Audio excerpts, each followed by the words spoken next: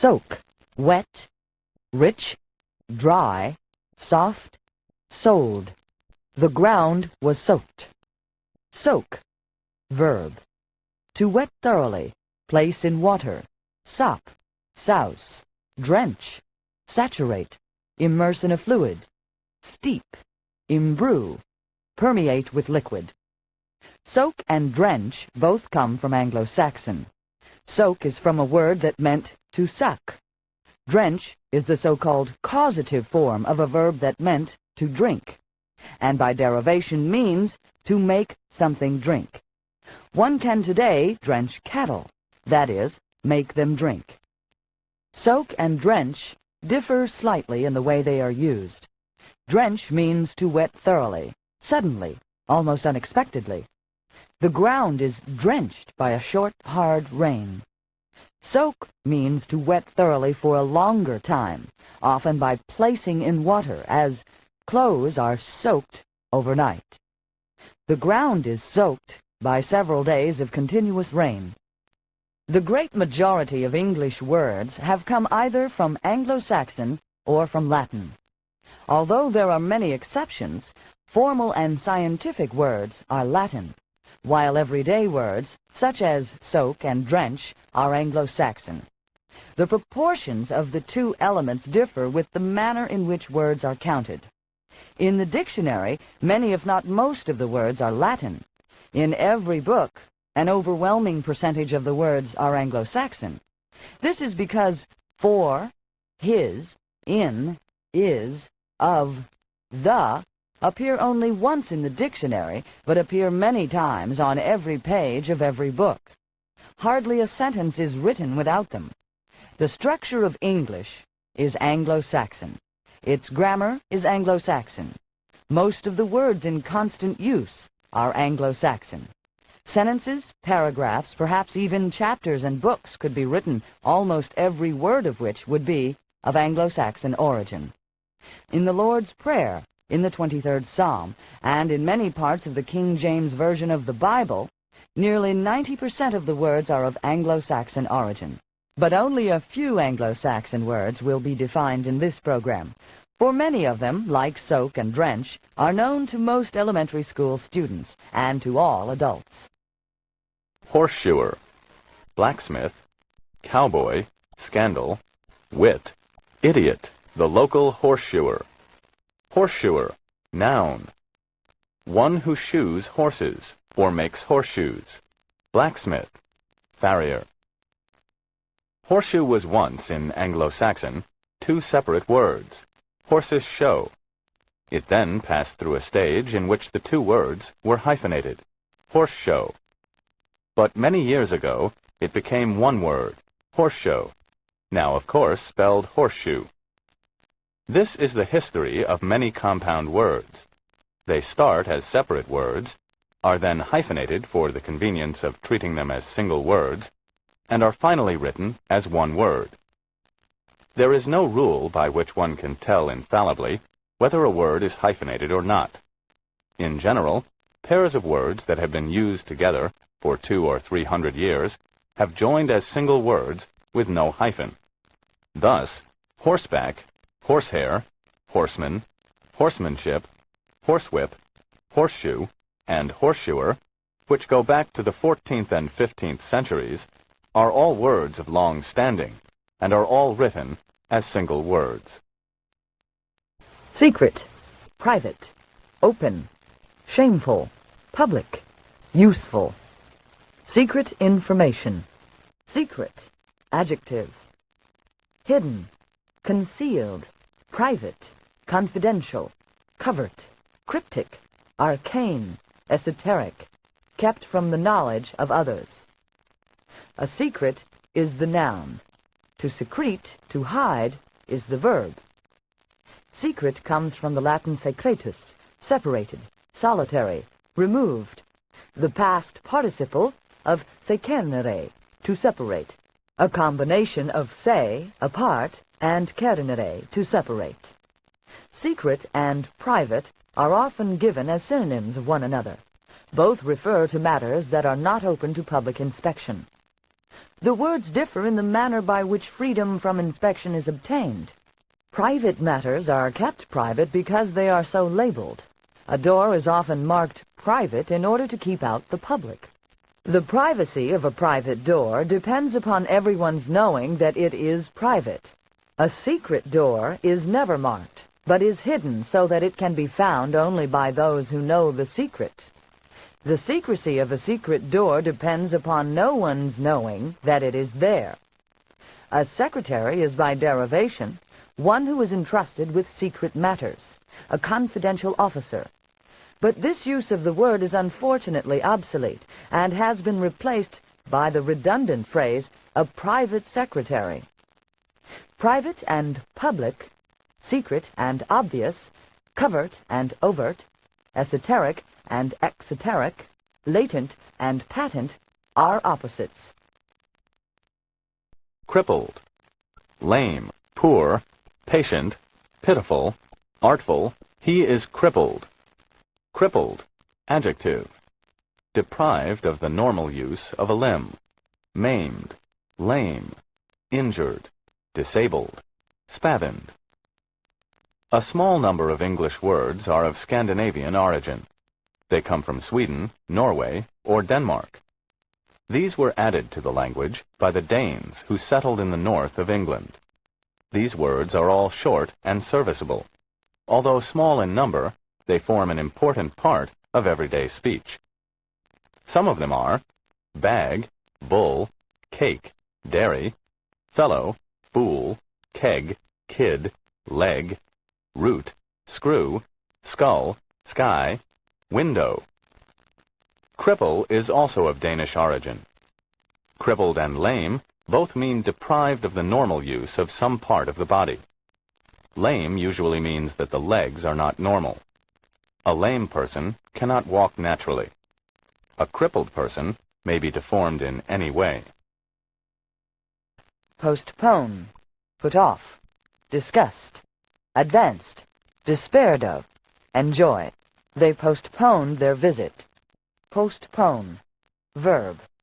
To put off to a future time, delay, defer to a later date. Postpone comes from two Latin words, post, after, and ponere, to place, put, and by derivation means to put after. The Latin post, after, appears in other English words. The word postscript is a combination of post, after, and scribere, to write. A postscript, abbreviated PS, is written at the end of a letter, after the writer's signature. PM, used after the hour of the day as 5 p.m., stands for the Latin words post meridiem, afternoon, now commonly written in English as one word ending in an, post meridian. PM refers to the time of day when the sun has passed the meridian, its position at noon. Post meridian is afternoon. AM, in Latin ante meridiem, now written antemeridian, is before noon. There is an obsolete word, antipone, which meant to set before, the opposite of postpone. It has dropped out of the language from lack of use. Evidently, things are more often postponed, put off, delayed. Postponement, as in the phrase the postponement of the visit, is the noun that corresponds to the verb to postpone, put off. It is impossible not to use occasionally a word of Latin origin. Even in quotations that are primarily Anglo-Saxon, the word that gives character to the whole is often from Latin. In the Lord's Prayer, such words as temptation, deliver, and glory are Latin. English is a composite language. It is just as affected to select all words of Anglo-Saxon origin as it is to use an overabundance of Latin. Untidy, messy, beautiful, neat, narrow, high-ceilinged. The untidy room. Untidy, adjective. Messy, disorderly, disheveled, disarranged, frowsy, blousy, slipshod, slovenly, slatternly, not neat, uncared for, not kept in good order. Untidy is a combination of the Anglo-Saxon prefix un, not, and the word tidy, neat, orderly, which is also of Anglo-Saxon origin. The prefix un may be fixed to almost any Anglo-Saxon adjective to give it a negative sense. Thus, untrue means not true, unwise, not wise, unkind, not kind, untidy, not tidy. Untidy does not mean dirty. An untidy room may be clean, it is just not in good order. Conference, meeting, hansom cab, disturbance, taxi, truce, another conference.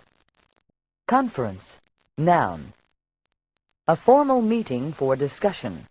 Parley, congress, council, deliberation, assembly, colloquy, colloquium, sederunt, demote, synod, diet, powwow, official consultation, interchange of opinions. Conference comes from two Latin words, con, which stands for cum, together, and fere, to bring, and by derivation means a bringing together. Many English words start with the Latin con, together. To convene, from con, together, and venire, to come, is literally to come together. Convention, the corresponding noun, is a coming together. To contract is from con, together, and trahere, to draw, and means, literally, to draw together.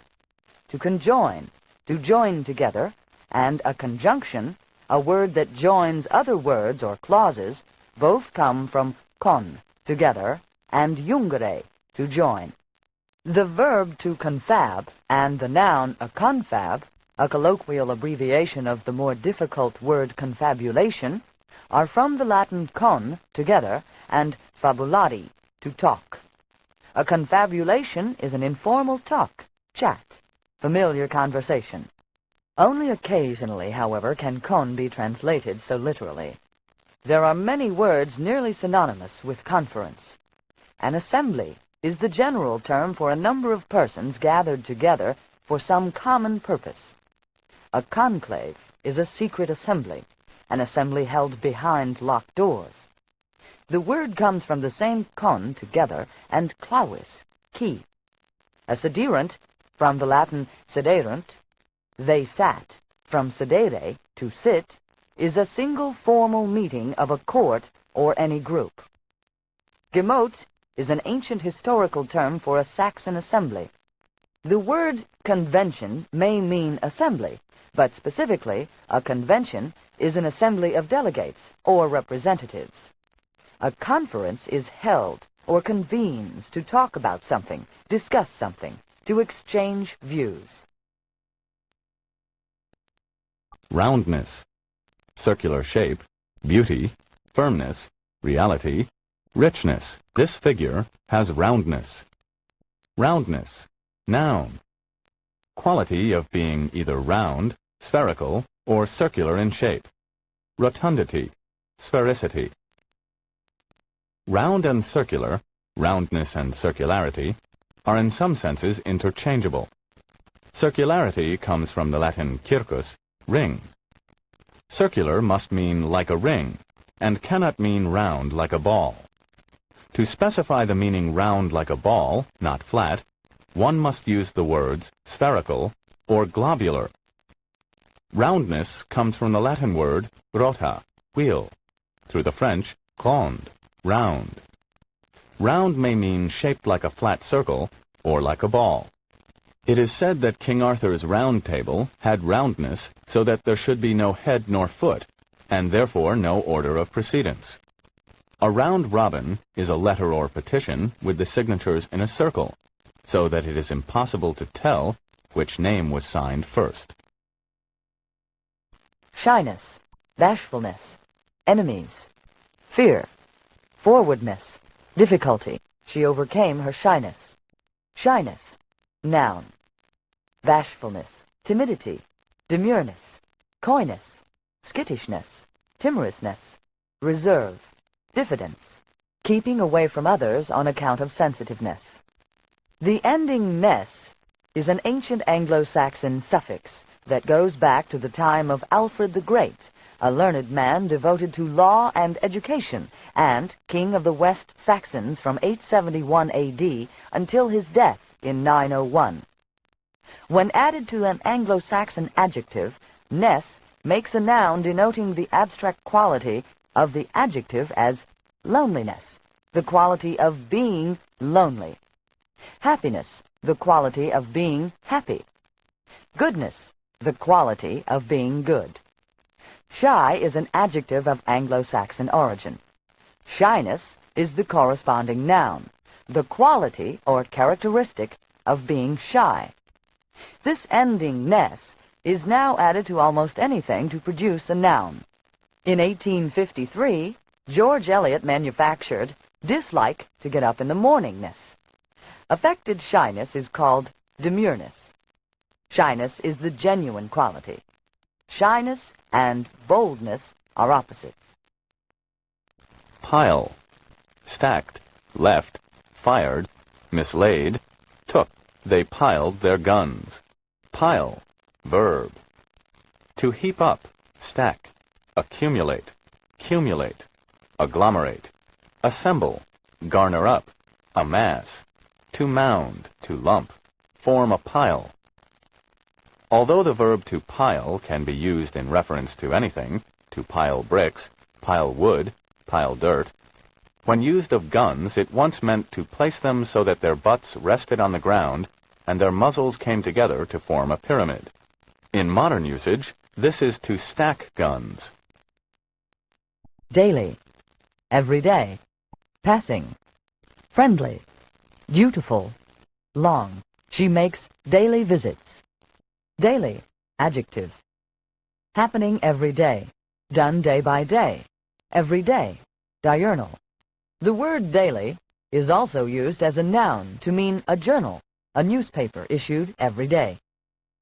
Every elementary school student knows the word day, yet 8% fail to recognize the word daily. When it is used in the phrase, she makes daily visits, 3% believe it to mean friendly. Several adjectives are made by the addition of ly to nouns that express periods of time, as hour, hourly, every hour, week, weekly, every week, month, monthly, every month, year, yearly, every year. The difference between these and the adjective daily is that the noun day ends in y, which is changed to I when ly is added. Daily, which comes from Anglo-Saxon, and diurnal, from Latin, show the difference in use between words of the same meaning from these two languages.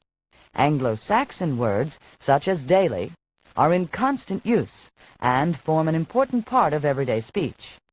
Latin words, such as diurnal, are more scientific and belong to the vocabulary of the writer rather than the speaker. Single. 1. Brown, well-developed, clinging, withered, the single vine. Single, adjective. Individual, separate, solitary, sole, alone, only, unique, discrete, azygous, one and no more. The word single may be used in at least 5 slightly different ways. It is used as a transitive verb in the phrase to single out some person, to pick that person out from a group. It is used in baseball as an intransitive verb, to single, to make a one-base hit.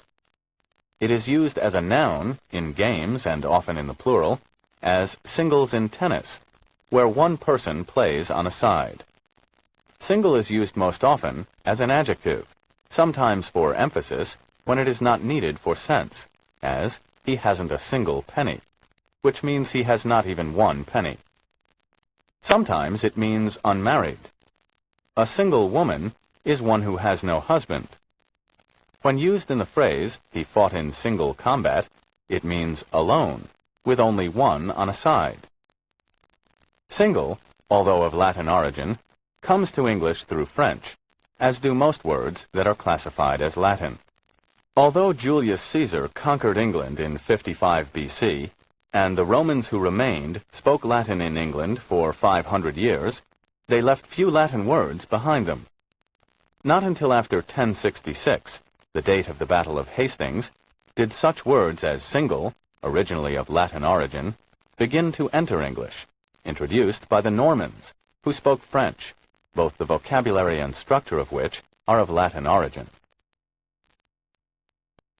Unfortunate, unlucky, pleasant, wealthy, laughable, crazy, unfortunate people. Unfortunate, adjective.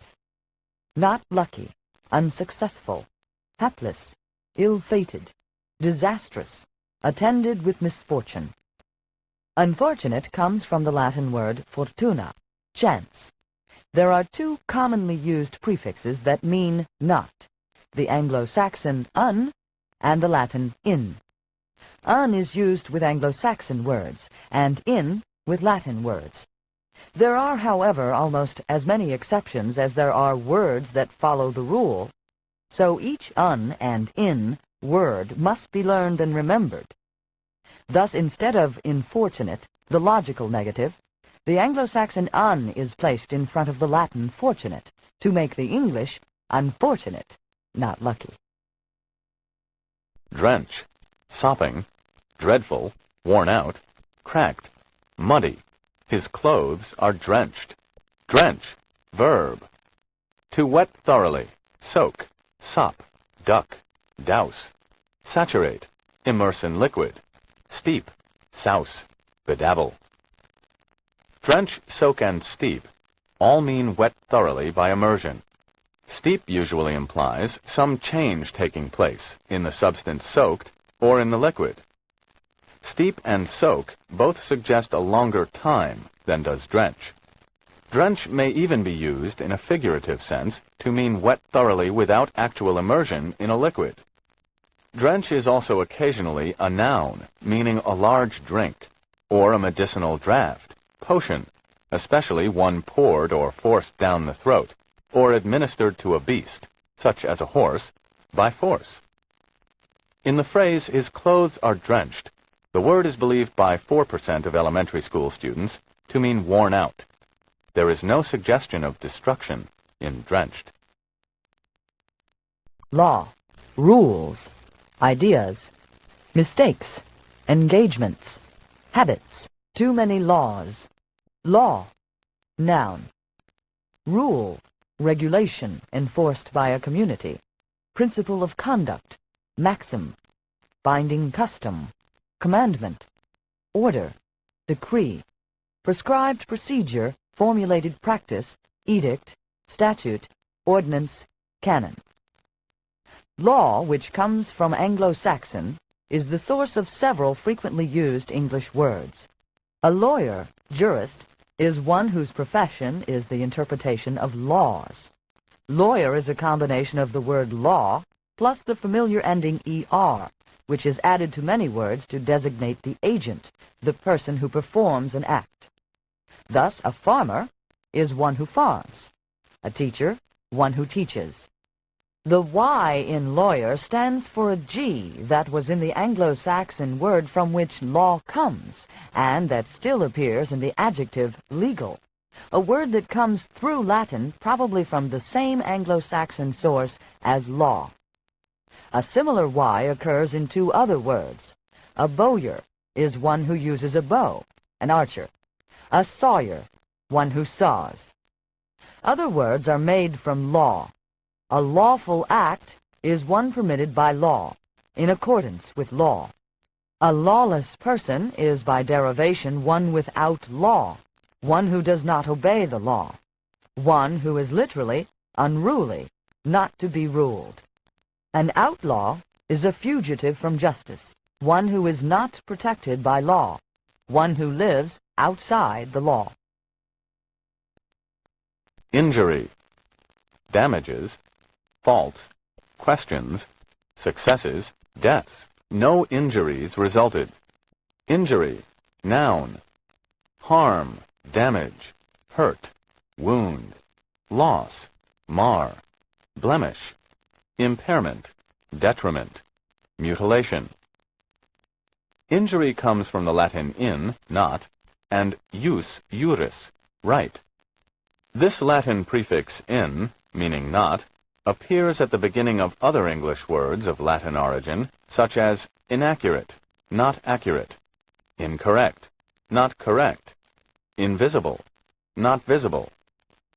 The plural of injury is injuries, made by adding es to the singular and changing the y to an I. The Anglo-Saxon ending was originally es and was added to all nouns to form the plural.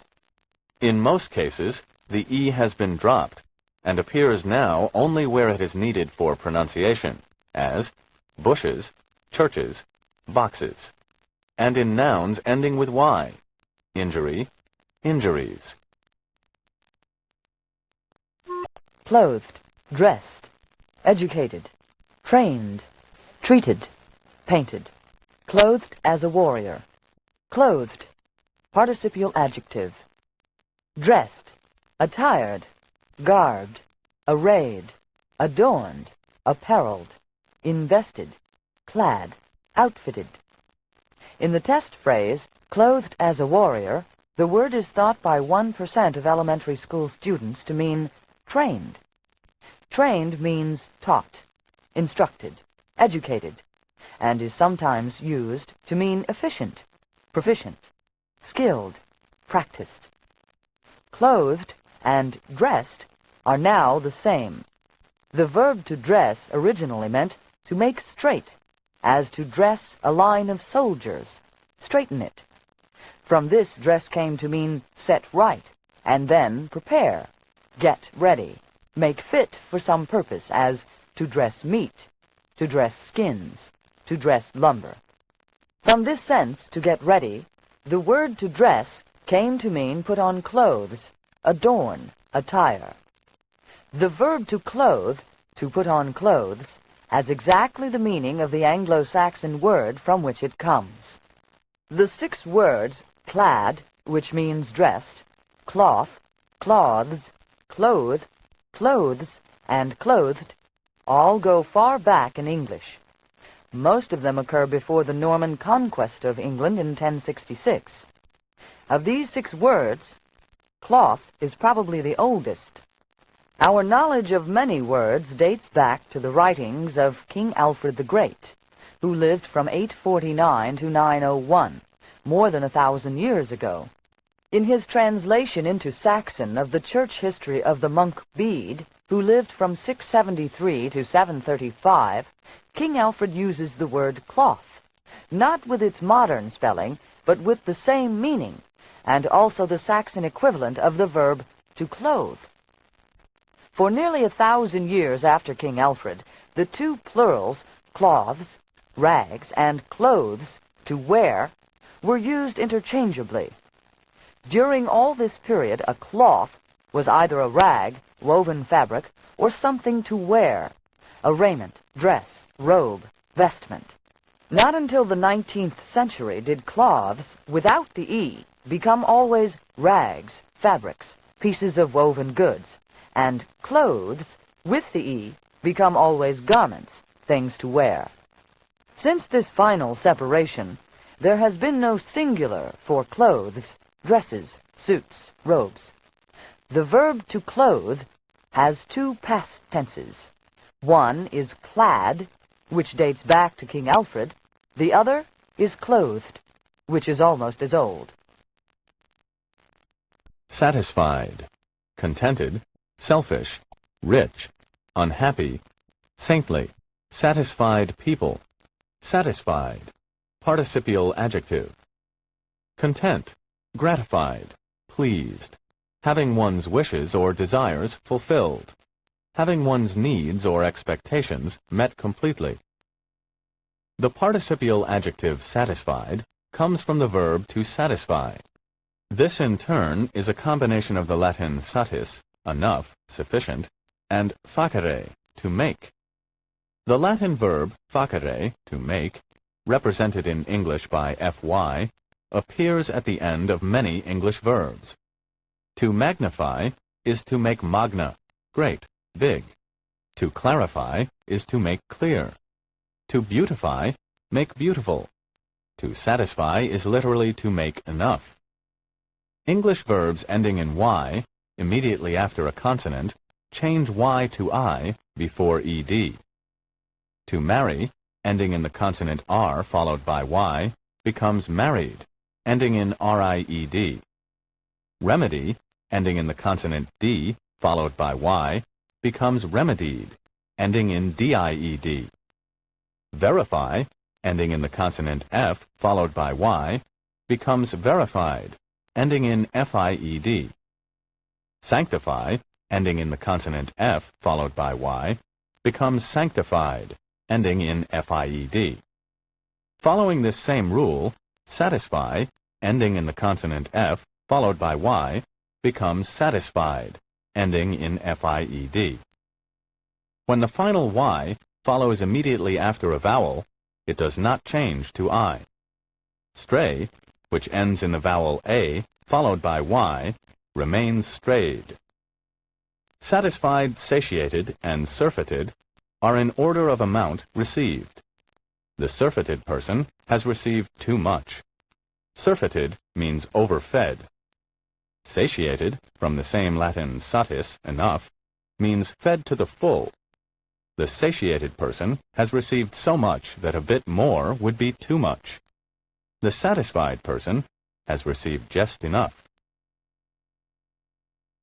Swimming, moving in water, splashing, racing, riding, traveling. She enjoyed swimming. Swimming, noun, moving in water, gliding through water, keeping afloat by moving arms and legs. Natation for those who like difficult synonyms. The verb to swim comes from Anglo-Saxon. It is parsed like the Anglo-Saxon stink, stank, stunk, drink, drank, drunk, swim, swam, swum. The past tense is swam, as he swam by an hour ago. The past participle is swum, as he has already swum by. In she enjoyed swimming, the word is a noun from the verb to swim. A book called The Scholar's Companion, first published in 1841, says, words of one syllable, ending with a single consonant, preceded by a single vowel, double that consonant when they take an additional syllable beginning with a vowel. Words of more than one syllable, ending in the same manner, follow the same rule, when they are accented on the last syllable. Swim has only one syllable. It is monosyllabic.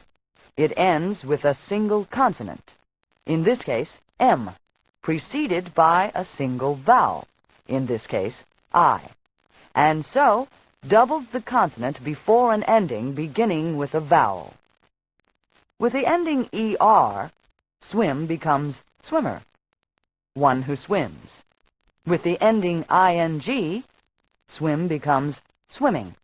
Both have two M's. Swimming and bathing are sometimes used as synonyms, but express different actions. Swimming specifies motion in or on the water.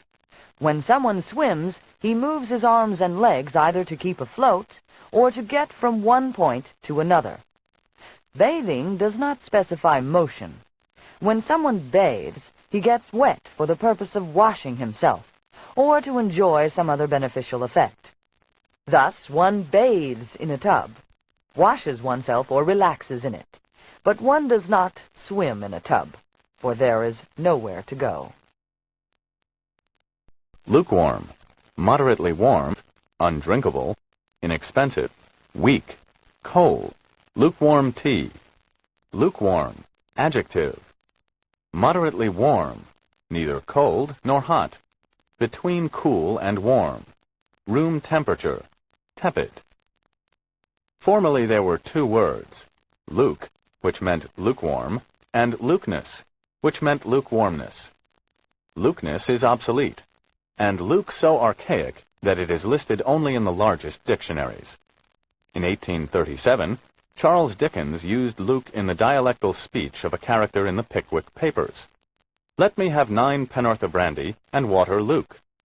Modern usage has preferred lukewarm, moderately warm, room temperature, and lukewarmness, the quality of being lukewarm, for about 300 years. Tepid, which means lukewarm, is used in place of lukewarm by the medical profession, for it is of Latin derivation and therefore more scientific than lukewarm, which is probably of German or Dutch ancestry.